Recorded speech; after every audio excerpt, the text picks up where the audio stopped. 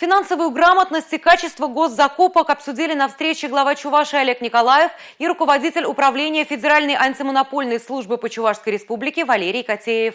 Валерий Котеев отметил, в 2022 году сократилось количество обоснованных жалоб на процесс госзакупок. Чувашская УФАС получила 321 заявление о признаках нарушений антимонопольного законодательства.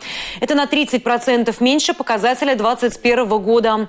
В ведомстве считают, это произошло в том числе и благодаря централизации закупок и повышению профессионализма закупщиков. Глава Чувашии предложил включить представителей УФАС в список участников семинаров по закупочной деятельности, которые проводятся в муниципалитетах республики. Еще одна сфера, которую обсудили на встрече – финансовая грамотность. В УФАС по Чувашии фиксируют половину жалоб от населения на навязчивую рекламу.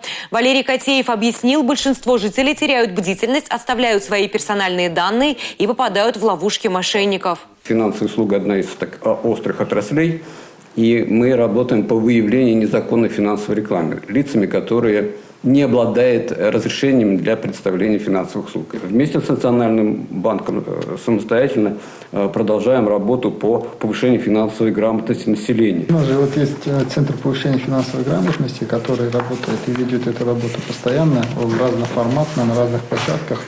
Здесь тоже надо объединить усилия и соответствующим образом включиться. По-моему, Чувашская республика чуть ли не единственный регион, который 1 сентября вышел практически с уроками финансовой грамотности почти во всех образовательных учреждениях. Важнейшее дело, важнейшее. Поэтому, кстати, здесь вот тоже будем синхронизироваться.